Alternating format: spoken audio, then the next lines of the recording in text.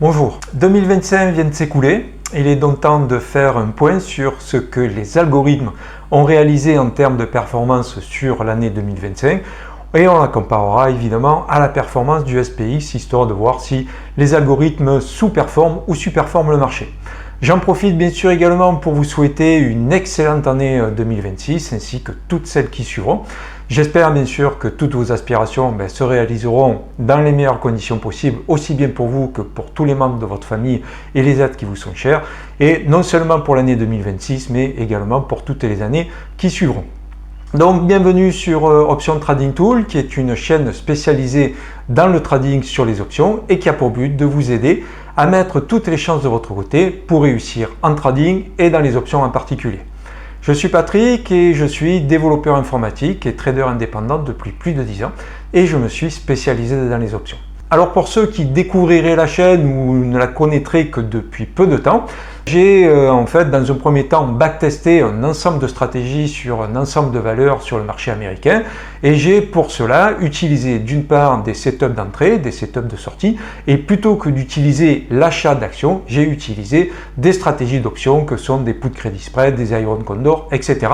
Et j'ai donc backtesté sur plus de 10 ans d'historique ces stratégies. J'ai donc sélectionné celles qui me paraissaient être les meilleures et les plus performantes et je les ai ensuite connectées directement au marché. Aujourd'hui, ces stratégies sont donc connectées au marché, elles produisent donc des opportunités de trading que les personnes qui souscrivent donc aux outils ont la possibilité de recevoir directement de leur boîte email et de mettre à profit donc les opportunités qui sont créées par ces algorithmes. Et bien sûr, mes algorithmes opèrent sur les marchés et donc ouvrent les positions, les clôtures et c'est ce que nous allons maintenant découvrir pour voir ce que les algorithmes ont réalisé en termes de performance donc sur l'année qui vient de s'écouler, à savoir 2025. Un autre point que je vais préciser, c'est que les performances que nous allons voir concernent toutes les opportunités qui sont générées par les algorithmes.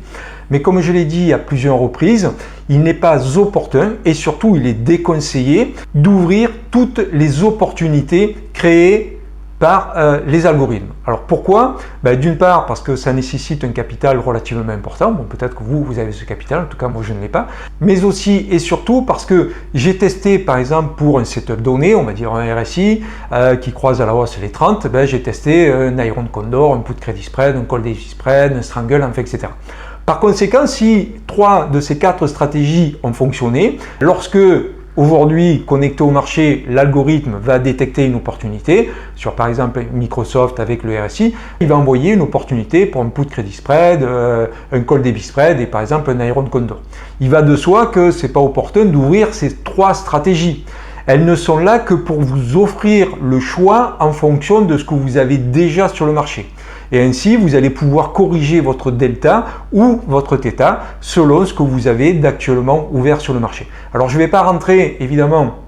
dans l'explication de ce qu'est le delta, le θ, ça n'est pas le sujet de la vidéo, mais vous aurez l'occasion de pouvoir le découvrir avec les autres vidéos qui sont déjà en ligne ou celles que je mettrai en ligne prochainement. Voilà, donc ça c'était quelque chose que je souhaitais souligner parce que c'est très important. Ça permet de savoir en tout cas qu'il est tout à fait possible de faire mieux que les algorithmes et que les performances que je vais vous proposer, mais il est également possible de faire nettement moins bien également. Ce que je propose, comme je le dis souvent, ça n'est pas une solution magique, ça n'est pas une formule magique qui va vous permettre de automatiquement gagner sur les marchés. Ce sont des outils que je mets à votre disposition et qui vont vous permettre d'être plus performant et plus efficace sur les marchés.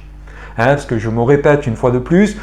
les marchés ce sont des probabilités puisque personne ne sait ce que va faire le marché et personne ne connaît la partie droite du graphique, sans quoi si on le savait on serait assis à la droite de Dieu, ce qui n'est pas mon cas et je suppose n'est pas votre cas. Donc la seule chose que nous ayons à notre disposition, si tant est évidemment que nous ayons fait des backtesting et que nous ayons des statistiques, la seule chose que nous avons à notre disposition ce sont des probabilités. Et comme ça ne sont que des probabilités et donc pas une certitude, il est essentiel de faire une gestion du risque. Le trading, c'est donc des probabilités associées à une gestion du risque. Bon, ne perdons plus de temps dans les explications, c'est parti, regardons maintenant ce que les algorithmes ont réalisé en termes de performance sur l'année 2025.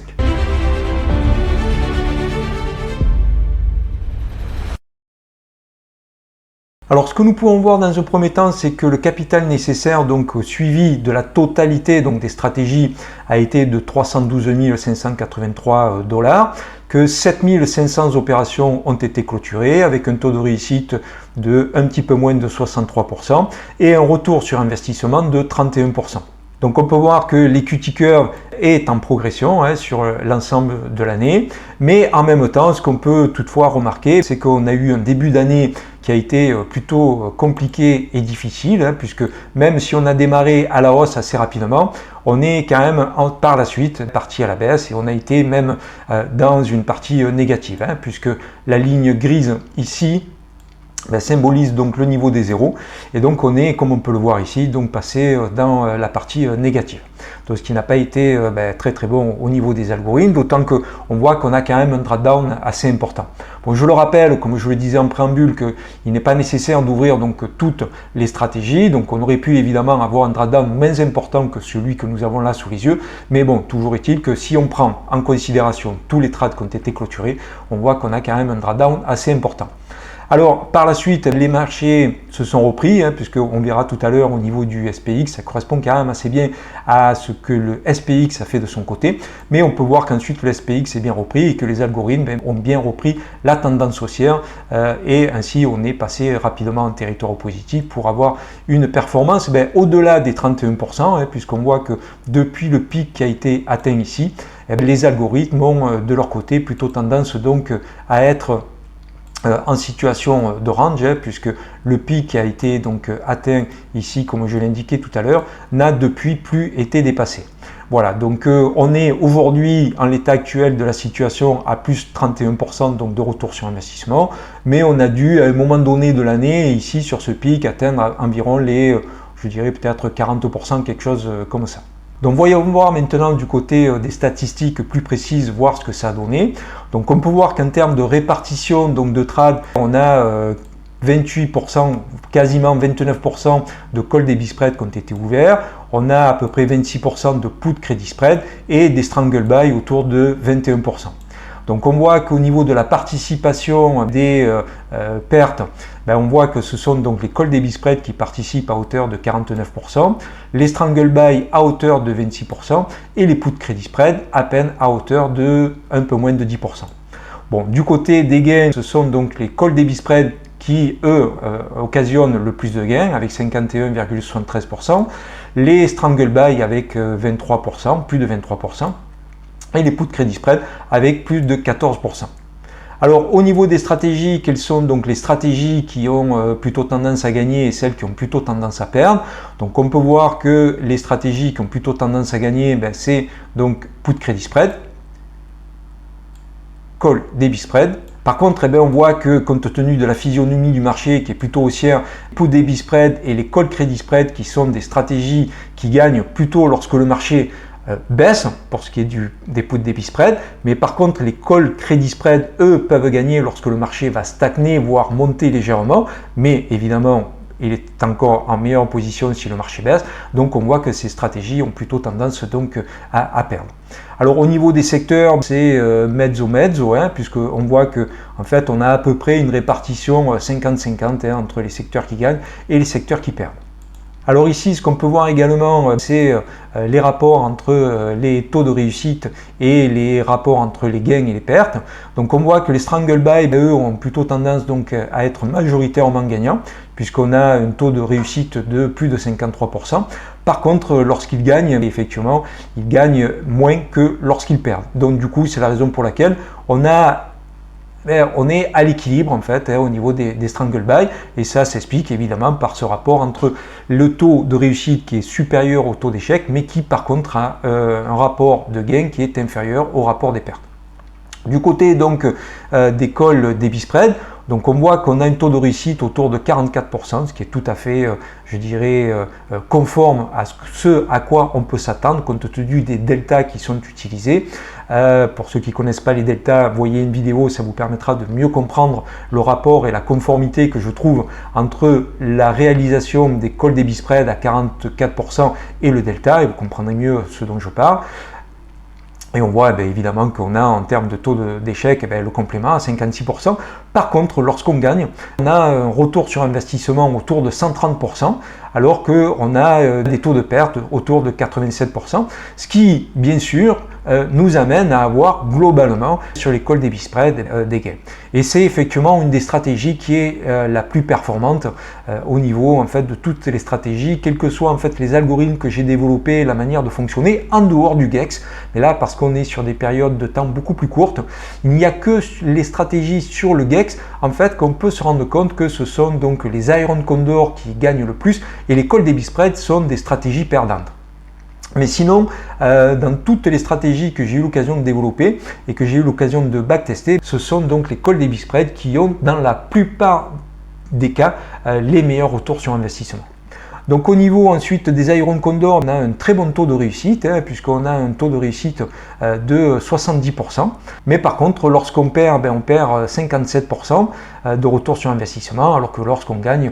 on gagne un petit peu moins de 22% de retour sur investissement. Alors comment est calculé le retour sur investissement? C'est bien sûr en fonction de ce qui nous a été demandé d'investir sur le marché. C'est-à-dire que si sur un Iron Condor, la couverture demandée par l'opérateur est de par exemple 500 $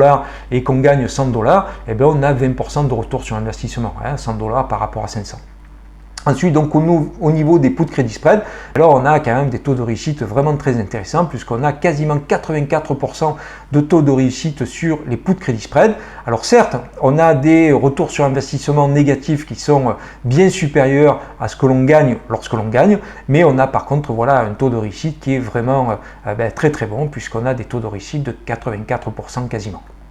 Alors maintenant qu'on a vu ce qui s'était passé sur les algorithmes et qu'on a vu qu'ils avaient eu un retour sur investissement de plus de 31% donc sur l'année 2025, comparons-le maintenant à ce que le SPX a réalisé sur la même période. Donc ici, ce que nous avons sous les yeux, c'est le graphe du SPX et j'ai donc pris la période depuis le 2 janvier jusqu'à la période actuelle et on voit que en fait le SPX a réalisé donc un retour sur investissement de plus de 17%, 17,42 pour être exact. Donc on voit bien que les algorithmes ont bien performé malgré un drawdown un petit peu important en début de période et on voit qu'effectivement l'année 2025 a très mal commencé pour ce qui était donc du SPX, d'où le fait qu'effectivement les algorithmes ont également pas très bien performé puisqu'ils sont rentrés donc en zone négative, mais ils ont moins mal performé que ce que ne l'a fait le SPX. Donc ils ont en termes de benchmark la capacité de surperformer le marché, donc d'être moins mauvais lorsque le marché est mauvais et d'être meilleur quand le marché est meilleur. Voilà donc ce qu'on pouvait dire sur donc, les performances des algorithmes sur l'année 2025. Donc même s'il y a des choses qui peuvent être améliorées compte tenu du drawdown dont on a parlé, on voit malgré tout que les algorithmes ont tendance à surperformer le marché et à donc bien fonctionner. Voilà, donc je vous remercie d'avoir suivi cette vidéo jusqu'au bout. J'espère que vous aura permis d'en apprendre plus sur la façon dont les outils et les opportunités que je propose aux utilisateurs vous permettra donc d'avoir mieux compris la manière dont les choses fonctionnent, de savoir également que vous pouvez faire mieux en choisissant mieux les opportunités qui vous sont proposées, puisque comme je vous le disais en préambule, il n'est pas opportun de prendre toutes les opportunités qui vous sont proposées, mais on peut également faire moins, comme je l'ai également dit en préambule. Et donc pour ça, il faut faire attention aux choix que nous réalisons sur les opportunités qui nous sont proposées. Et ça va dépendre bien évidemment de la façon que vous allez avoir de construire votre portefeuille d'options.